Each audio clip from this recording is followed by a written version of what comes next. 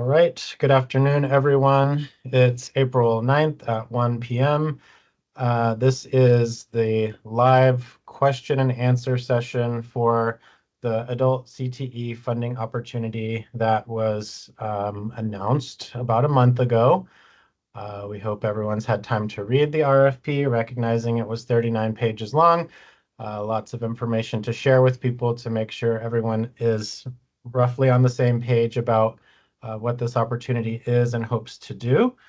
And to just sort of summarize that, we're interested in leveraging existing funds to transform the adult CTE infrastructure and committing to do that for a 3-year period through 3 awards of $100,000 each for 3 years. Before I get started on some of the questions that we've received, I just want to do some housekeeping. For those of you that are not used to Teams and you're in this meeting, the controls for the screen that are relevant to this meeting are starting from the upper right-hand corner, the button that says leave. If you click it, you will leave the meeting and you'll have to be reconnected in. A couple of buttons over is the one that says mic. And if you click that and there's a line through it, that means that you're muted. Everyone is currently muted. I would ask everyone to stay muted until we get to the question and answers here, and we'll use the raise your hand function. I'll show you where that is in a second. Next to the mic button is the camera button. So if you don't want to be seen, you can click on the camera button and it'll draw a line through it and turn your camera off. If you do want to be seen, it works the other way. And then a few other buttons over, there is a shape of a hand that says raise. And that is the button that I will be asking you all to use when we get to the sort of interactive part of the meeting. When you click the raise hand button, it puts a number next to you, and I will be calling on number 1 every time. So just know that that's the order of operations here.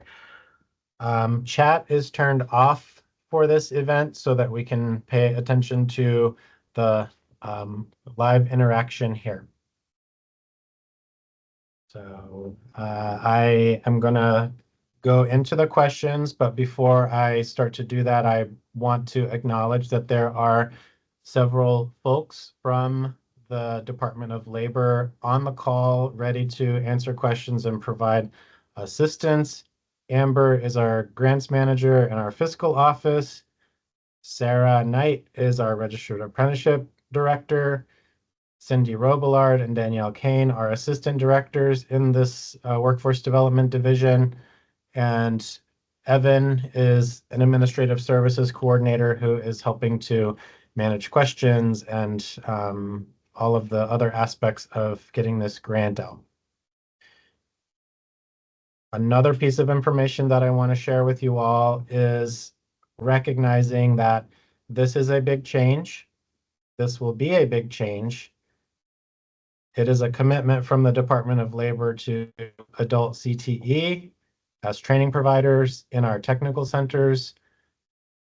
We will be repurposing a vacant position to be an external training program coordinator. So recognizing that we have not had a dedicated person who is supporting adult CTE on our end or who provides guidance, technical assistance. So they will be in that role. It hasn't been created yet, but that is part of our strategy here with this grant opportunity and some of the big changes that we're trying to make.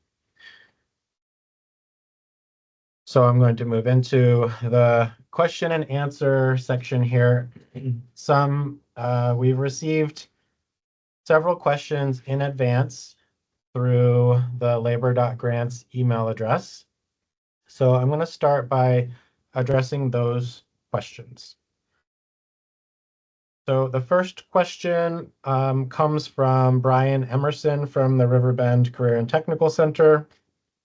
And essentially the question is, can we use funds through this opportunity to purchase metal buildings as a way of expanding our space?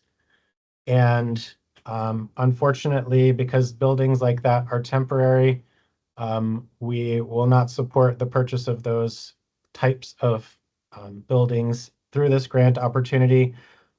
We are encouraging using funds to lease space. So that's the first question. The next set of questions comes from Ethan Maurer at the Essex Tech Center. And it says, some school business offices are concerned about liability in cross-district partnerships. How can DOL support managing the risk and address those concerns? I think we would also be interested in not exposing school districts to unnecessary risk. There are existing models where the technical centers and their secondary programs are cooperating with each other. I think the teacher, the CTE teacher preparation program is a joint effort of the tech centers working together, pooling funds. I would also say within education law, again, I'm with the Department of Labor. I don't work for the Agency of Education. I'm not interpreting law. I am highlighting areas within the statute that provide for agreements between supervisory unions. So that I am treating this as technical assistance to everyone to help you guide your conversations with your superintendents and directors. But in Title 16, Chapter 37, we'll start there. Section 1541 addresses the responsibility of local school boards that operate technical centers. And one item in there says a school board that operates a CTE center has responsibility for providing secondary and adult technical education services within its region. And in a different chapter, Chapter 7 of Title 16, Section 267, addresses joint agreements among supervisory unions. So that would be a good reference point to assist your superintendents and directors to say the legislature has already created a mechanism for school districts to enter partnerships and joint agreements. And what this says is supervisory unions, in order to provide services cooperatively, may at any annual or special meeting of supervisory unions, by a majority vote of the directors present and eligible to vote, enter into a joint agreement to provide joint programs, services. Remember that I mentioned adult career technical education services, facilities, and professional and other staff that are necessary to carry out the desired programs and services. And there are a couple of other items under there, but this creates the legal framework for multiple different districts to enter into agreements to deliver this. And within those agreements, you could address how the risk is managed, whose insurance covers what. So I think there's a lot of untapped opportunity within the existing education law that could support this program. Again, these are services provided by the technical centers, and it's in education law and not in labor law or workforce development law. The second question regarding the previous question, could the yearly $100,000 be awarded to multiple districts directly, or does one district need to be the fiscal agent? So in that question, I think it depends on what the application is about and what you are proposing to do. And I also think if because this is coming from Essex, that there are two technical centers in Chittenden County, and we would ideally like to see both of them working together and submitting a joint application so that we're not resourcing Chittenden County with $200,000 and everybody else would just be eligible for $100,000. Um, but in a case where there is a joint application, one center has to be the fiscal agent to manage the accounting of the funds and any reporting that we have to do. The third question, could the VACTIA submit under a grant manager? So to go back, the legal entity to receive funds is the school district or the technical center school district. Having a grant manager could be a strategy in the grant application that's funded as a contract. But we would not, the grant manager, so I don't know if Len was here, I think he's gone, but we would not accept an application submitted by VACTIA because VACTIA could not manage the grants. It has to be associated with the school district to receive and administer the funds. But the grant manager could be a line item across those funded applications. And the last question is, what if no one applies for the grant? Which is always a possibility and obviously would not be something that we want to have happen. In the event that no one applies for the grant, the Department of Labor, as the leader of the workforce development system, does have an interest and a need in ensuring that there are trainings available across the state for the use of the workforce development system and our partners, and especially the registered apprenticeship program. And we would likely pursue contracting, using these funds to contract with some entity that could help to create and deliver those programs in the areas where they're needed. My encouragement for everyone would be that you shouldn't feel like you have to have everything figured out for the first year when you're submitting an application. If you read the RFP, it says we're ranking and scoring based on a clarity of vision. We recognize that the system does not have resources or the capacity to have it all figured out in the first or for the first year of the application. Excuse me.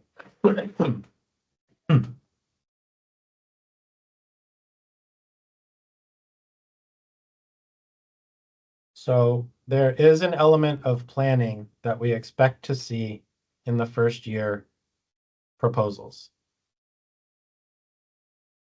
So if anyone who is on this call or who is listening to it is opting out because there are just too many details to figure out and in time for the application deadline, I would encourage you to go back and read the RFP to see that we're trying to support the grand visions and recognize that there may be some details missing while you're figuring out what the remaining strategies are. The next set of questions come from the Northeast Kingdom. And in some regions, the business offices are not willing to apply for the grant because they have concerns with supervision and liability of grants across districts, lack of reporting, or not spending the money, all sorts of, this is a version of school business office being concerned about liability. So this would be where, again, in a planning grant mode, you work on the details of what that partnership agreement looks like whether it's with the technical centers that are geographically connected to you, or whether it's in the other version of an industry-based approach across the state, and there are multiple centers designing and delivering career pathway related programs in healthcare or manufacturing. So think of part of year one as planning and be able to communicate the vision in the grant application and some concrete steps. And if we need to amend your grant to be more specific, when you have the specifics, then we would do that. The second question, the centers who need the grant do not have the people or the capacity to write the grant and meet reporting requirements. Many centers do not have full-time dedicated staff for adult CTE. And most have a hyphen in their title for salary assistance. Understood. And their priority is often on the secondary side of the house. And they may also be pulled in to deal with discipline issues, outreach, and site development for work-based learning. Understood. Those are all the issues that exist in the system.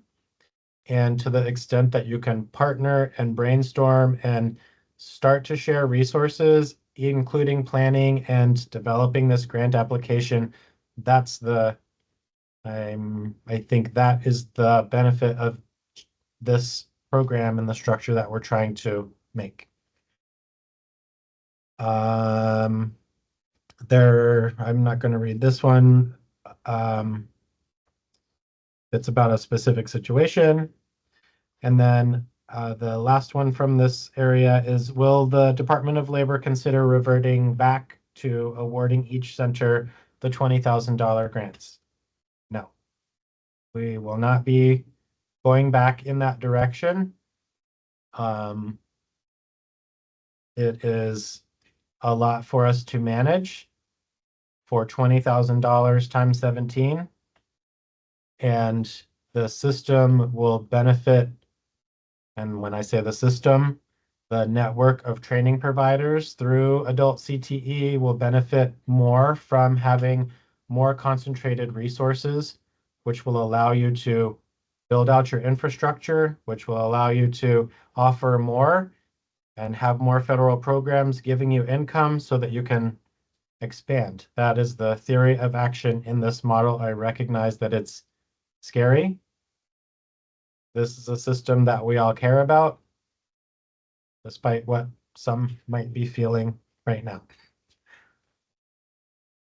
So those are the questions. I'm thinking that I heard another one about the potential for disallowed costs. I would say this is a partnership between the Department of Labor and the grantees, and we have a vested interest, both of us, in not having disallowed costs. So I referenced earlier that we will be hiring a position to partner with the grantees and make sure that you're not going to be in a position for disallowed costs. I would also say that this is funded with state general funds, which have different requirements, not such a high bar as some of the federal grants that schools are used to receiving. So I just signal there needs to be a partnership and a closer working relationship between us and the grantees that are eventually funded. Those are the questions that were submitted in advance. This next portion is an open floor Q&A. In order to manage this well, I would ask if you have a question or a comment that you raise your hand, and I will call on you in the order that I see your hand raised. Jennifer.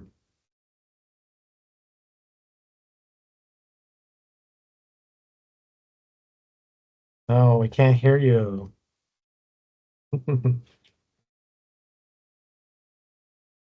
No. All right, hold on. Oh, Oh, here you go.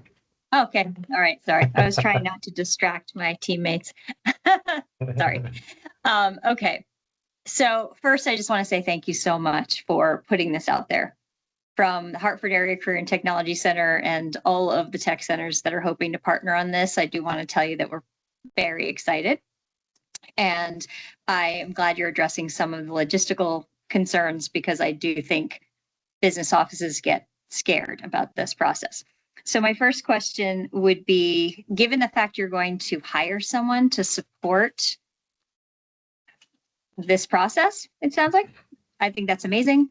Would that person, if I could talk Hartford into it, would that person be able to support us in making that easy for the district, or maybe putting more weight on me in reporting? Like, are there ways to have the adult ed director take a little bit more responsibility for the grant funds?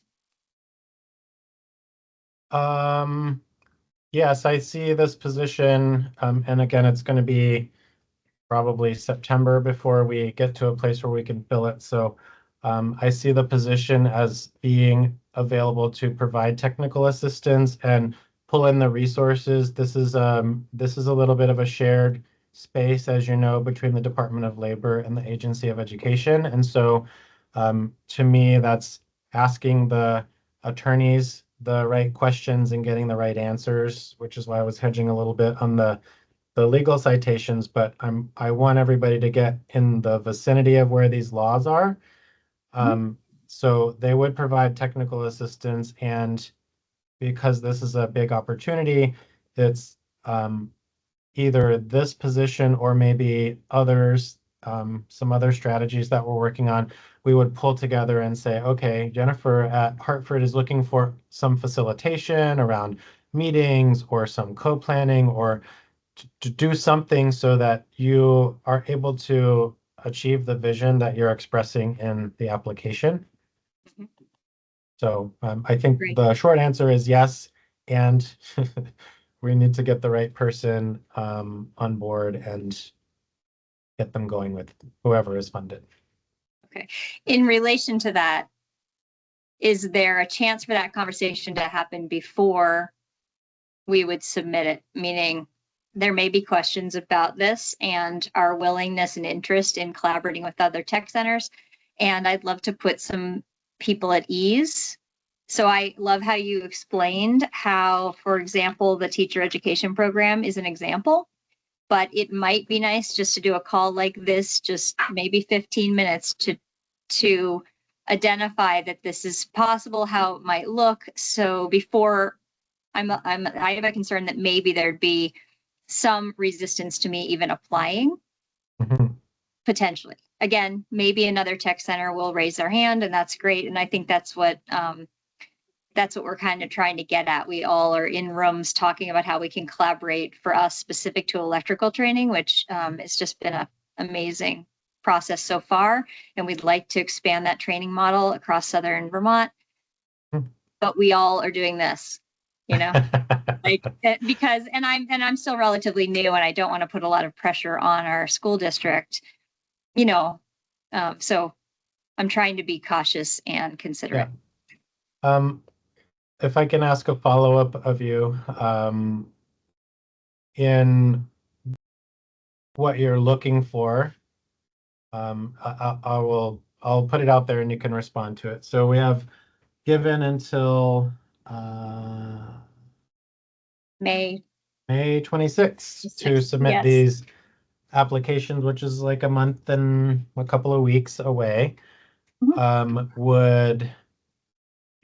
Are you thinking of pulling together your district leaders and Erica and to have someone from VDOL come in and say, here's what this opportunity is about, and here are some of the structures that could be in place that don't have to be figured out in order to apply for the grant, but should be figured out by the end of whatever the period is.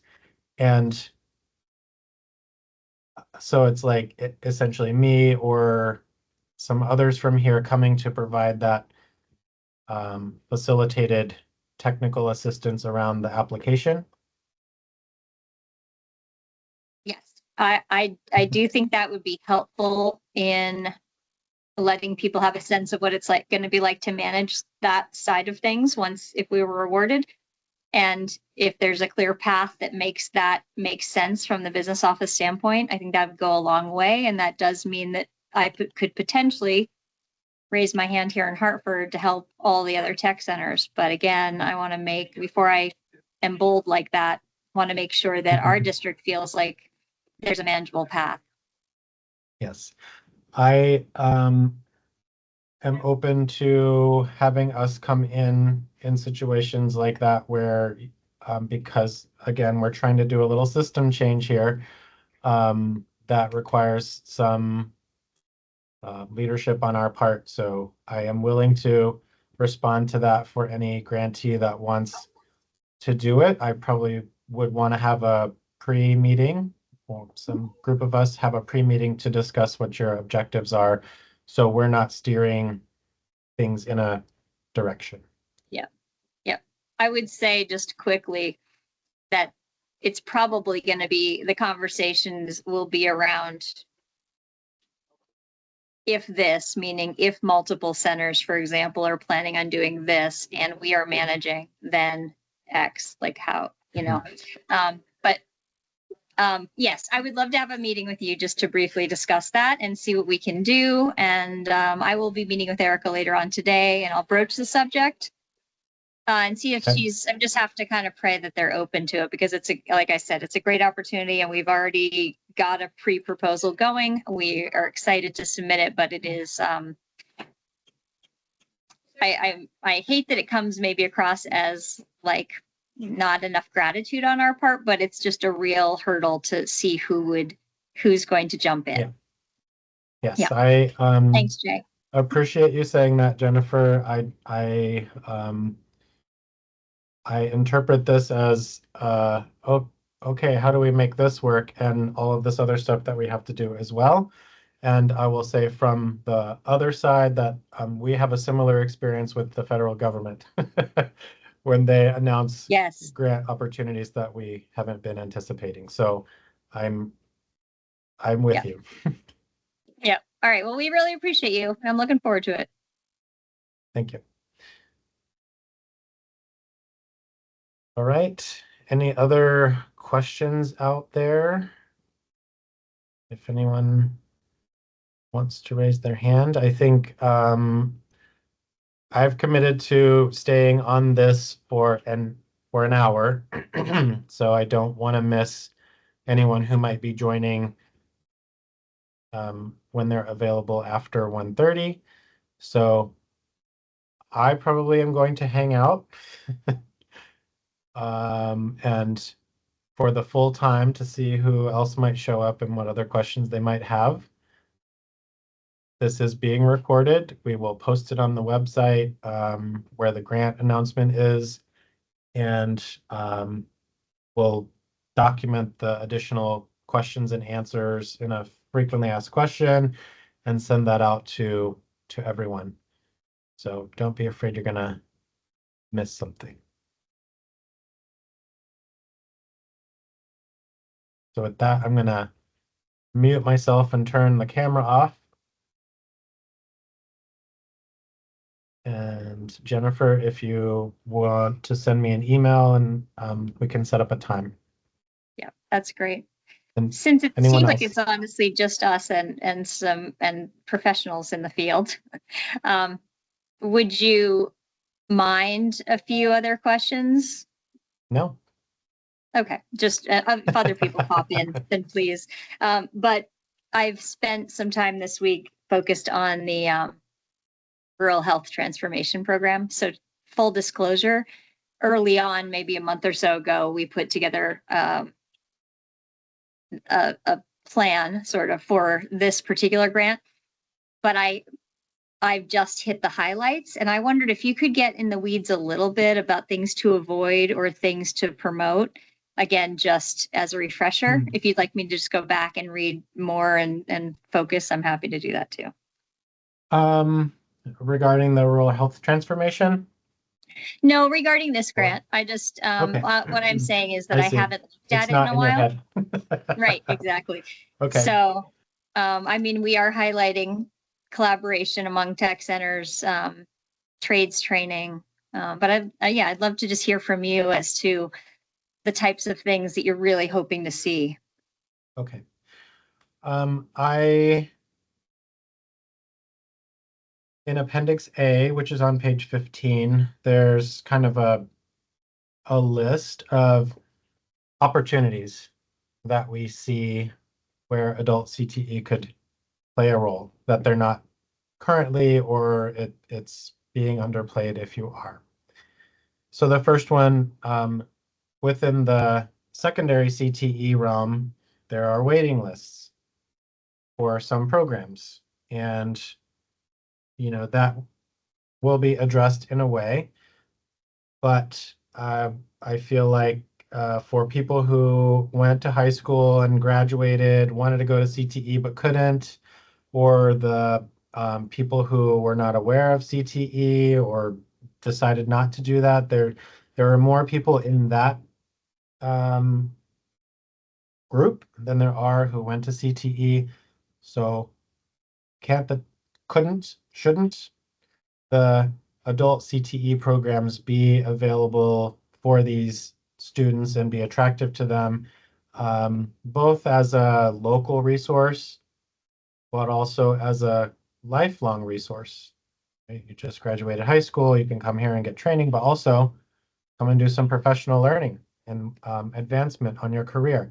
That's one opportunity. In primarily though, in the priority sectors, the board has identified construction trades, which includes renewable energy, manufacturing, healthcare and social sciences, professional and building services, business services, sorry, which includes IT, and then leisure and hospitality.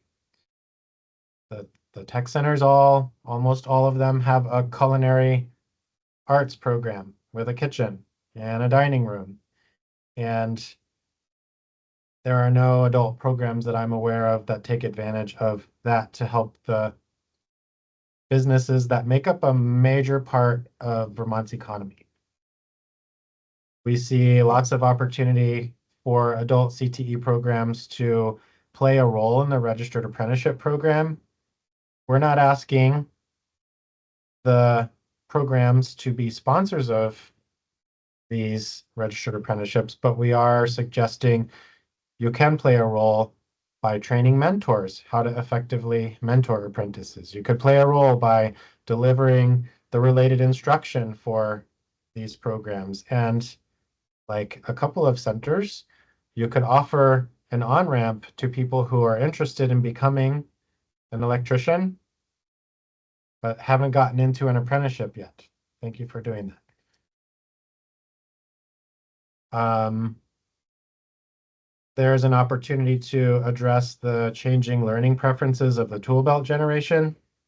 And that's the young people that are graduating from high school but don't want to go to college. They don't want to incur debt.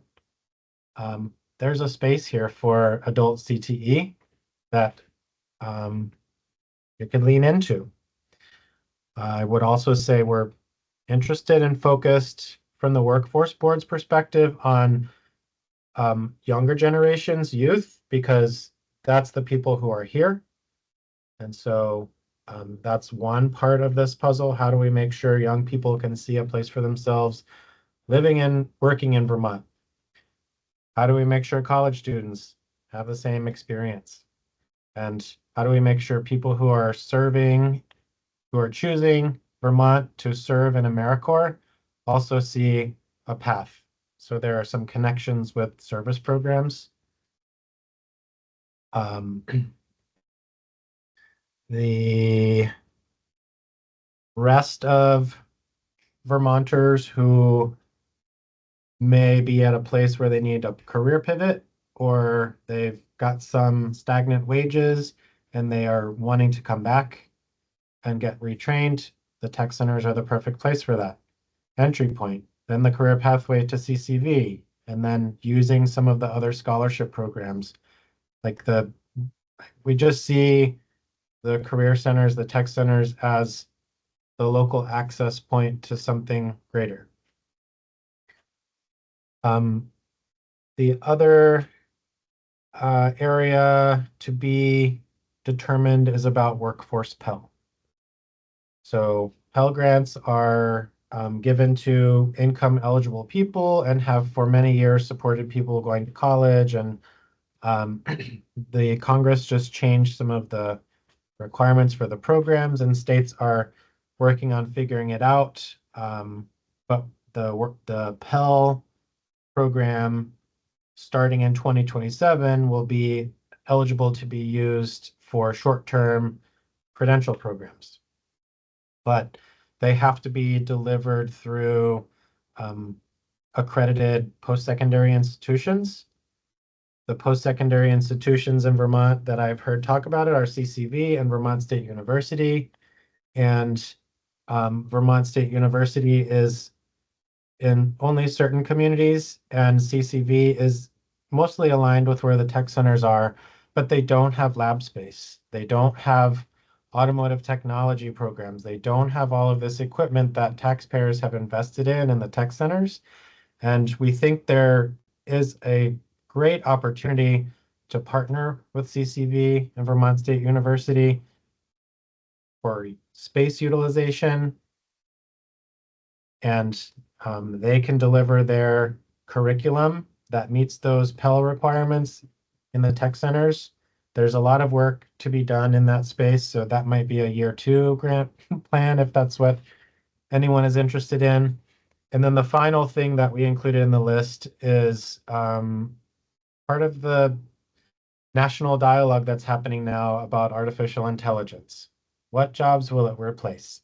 I don't know, but it is certainly a tool that can make people's work easier, more efficient, and it applies across multiple occupations in many sectors. And so we see an opportunity for the tech centers to help educate their communities and introduce and make it less scary. What is AI? And start developing AI literacy. And then the other part of that is from our perspective, there are a lot of Vermonters who lack digital literacy skills, whether it's because they're older and don't have a computer at home, or because they never had to use a computer as part of their job and they want to get back into the workforce. Where can we find digital literacy and training and help some of those folks get those skills freshened up? So those are the kind of big areas. Also Jay, in may this, I ask one yeah, quick go question ahead. on the AI piece? This is an area that really interests me. We'll keep it brief because the topic is the grant for sure. But are there qualified instructors or training programs that you guys kind of have already vetted? Because I haven't had time to dig into who would do that work, but it is work that we would like to do. I guess the short answer is no. However, because of my networks across other states and some of the work that we do with the National Governors Association, I know where to find resources, the curricula, where it's free, where it's going to cost something. I think there's probably some businesses that would be interested in figuring it out. The state also has an AI council that could be a resource for this as well. And I know the Agency of Education has released some kind of framework around artificial intelligence and in the curriculum and in schools. So this would be a new area for us to dig in and figure out. But again, shouldn't shy away from it because of what's happening at the national level. Yep. No, I would love to keep in conversation with you about that. Advisory boards for the secondary program. Obviously, in adult ed, I'm starting to start my own, but I had a chance to meet with probably 50 business leaders. And when I asked about AI, they all want training. And so the sooner I Okay. can kind of establish the right criteria for that and who we can, what do we want to do in adult ed, what kind of messaging, and who is going to deliver that training in an effective way, Sure. I'm ready. Okay. And I think also too here is a opportunity for coordinating and collaborating with adult basic education that exists through different providers across the state, but I think everybody probably knows who they are. So this is like we're probably not getting any additional resources. So how do we make the best of the resources that we do have and make it so that uh, one provider is doing one thing and another is doing something else, and you're stealing participants away from each other. Whereas if you could combine and cooperate and collaborate, you would have enough people to put through that would make it worth the investment of time and resources. I'm glad you Um, mentioned that. With the recent meeting with VTSU, it was great about their automotive and the willingness to partner, and I think that's great. And the way I defined it from my vantage point is that we're just sort of, there's a shorter time to accomplish these things and give people the confidence they need to then take that next step. And we were trying to define those lines between adult ed and the next step so that there wasn't, there was clarity. And mhm. I'm glad you brought that up because I think we are a perfect path into that college system, especially if we align in advance with what they're looking for and we do the mini version, the test it out, see if you Yes. like it. Yeah. Yes, and I think that's the advantage of this program is we're just trying to say, let's make some big changes and also take take some chances. Right. Right. Yes. I have my head on plumbing as well, but I guess I have to talk to the plumbing board about doing the same thing that DOL did with electrical in the plumbing trades too. Yeah, and maybe Sarah could speak to that, but I think that's an awareness perspective for them, just so that they know what's going on. Yeah, that was my first stop with Sarah, and then I guess next stop is the plumbing professional licensing board. So we'll work our way. Great. Is there anything that is dangerous if I don't pay? These are great criteria, and I feel good about what you said so far in light of the focus that we have on electrical. But anything else you'd want me to know? Um, that you're on the bleeding edge. And so it might feel uncomfortable, but these are the innovations in the system that we know we need. Um, People are going to access the apprenticeship programs in different ways, and so there for a longest time there's only been one way. And I think the tech centers are the anchor point for entry onto these skilled trades pathways, and I thank you for pursuing this. Exciting. And if you, Jay, want to meet the new electrical group, I think you will.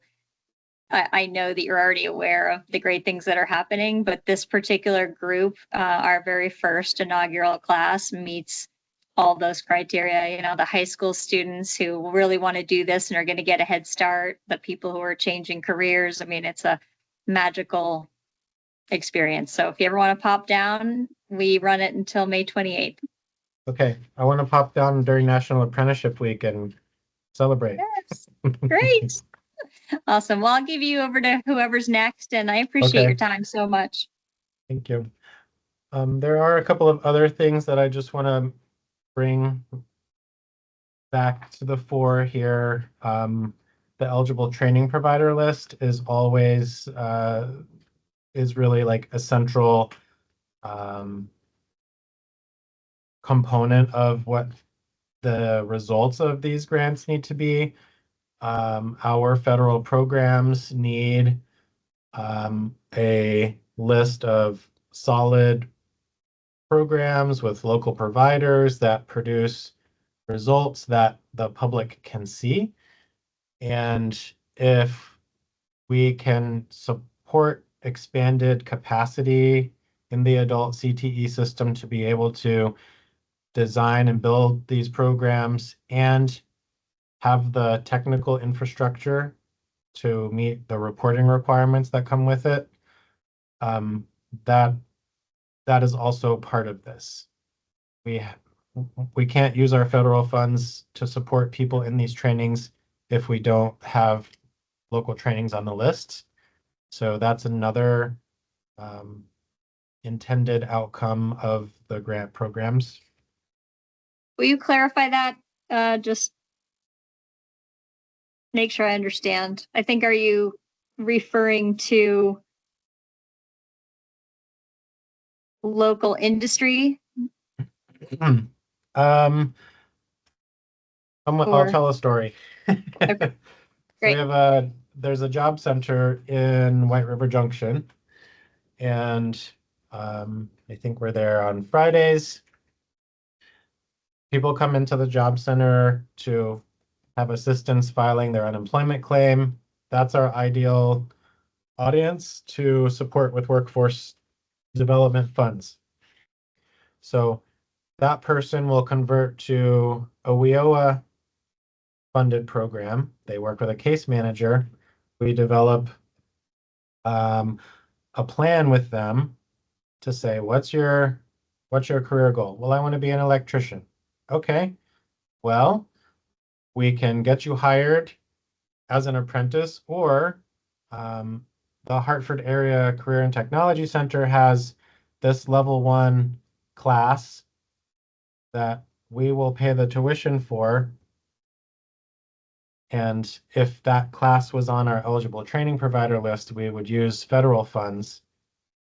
And then that person is benefiting from the federal investment. You get tuition from it. If we had 4 people, then those 4 people would come into your program. But right now, I'm making up a story. It's not on the list.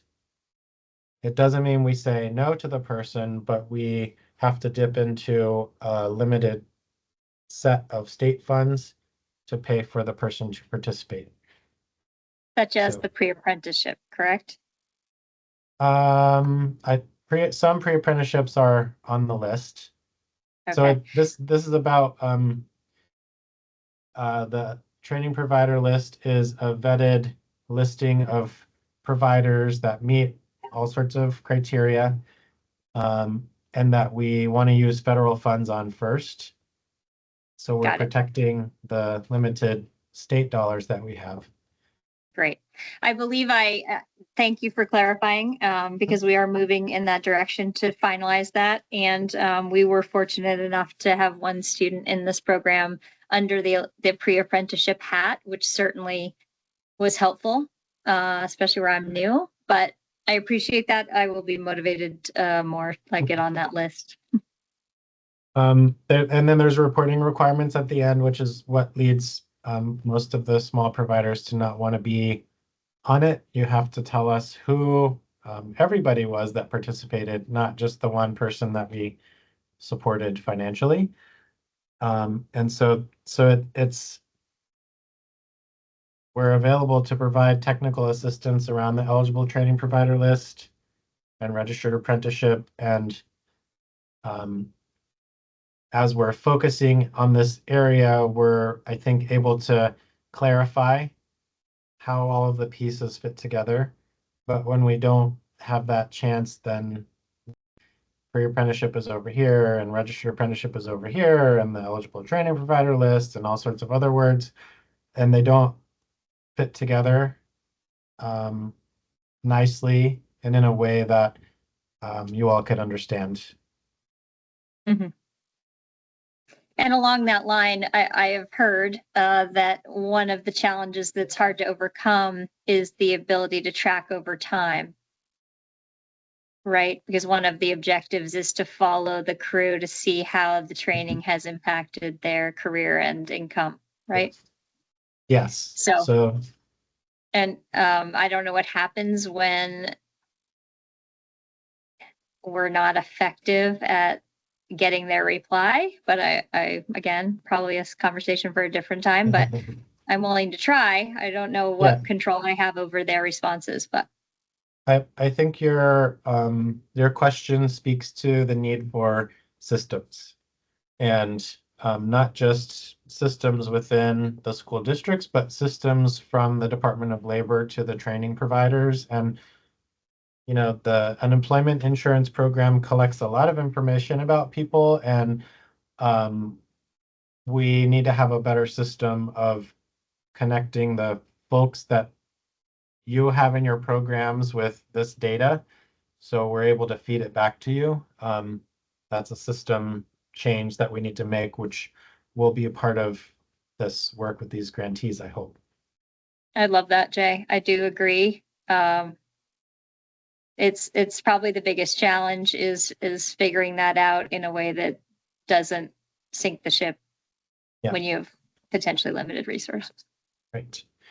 And the other piece to this is not a question that anyone asked, but our main system of connecting employers and job seekers and identifying training providers is Vermont Job Link. That is a system that we've had for a quarter century. Um, when I say it like that, it feels longer.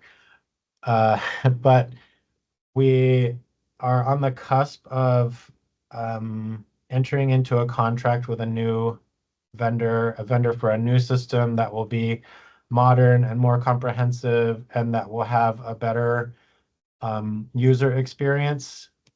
And part of that system will be a more comprehensive list of trainings than just the eligible training provider list. And so the plan with that is, if we can get all training providers or as many as possible to use the system and say, here's when my enrollment period is and here's when it closes, that we'll be able to drive people to that database to help you with your enrollments.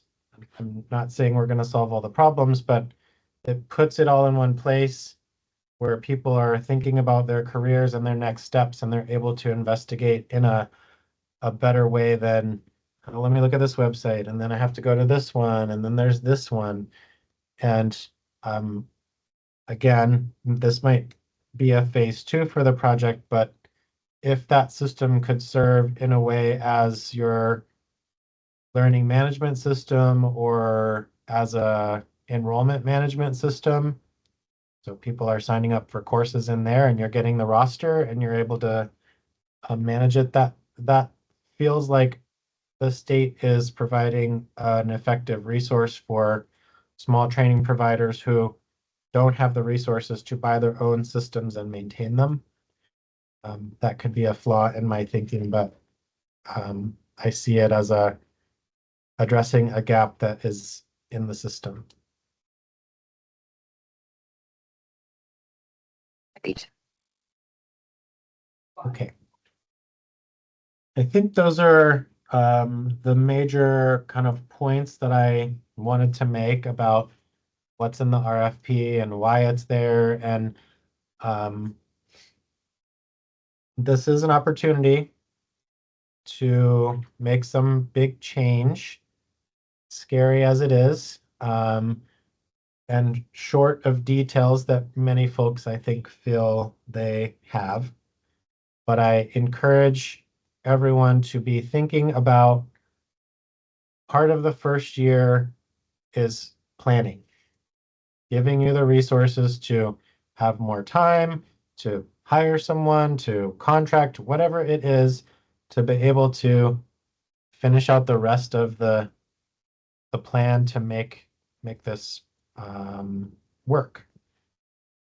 So I'm making this offer to anyone who's interested to send me an email and request a presentation to whomever, or to be a thought partner as you're trying to explore what is allowable, what's not, what's a good idea, maybe what's not. I don't want this lack of capacity to be the reason that people don't apply for a grant that will give them more capacity. So I'm going to leave it there. I appreciate those of you attending for attending. Jennifer, thank you for all of your questions and for asking for a little bit of a review of what's in the RFP. There's a lot of opportunity out there, and we want to make sure we're able to move the systems in a good direction. Thank you for your time today. Jay? Have a good day, everyone.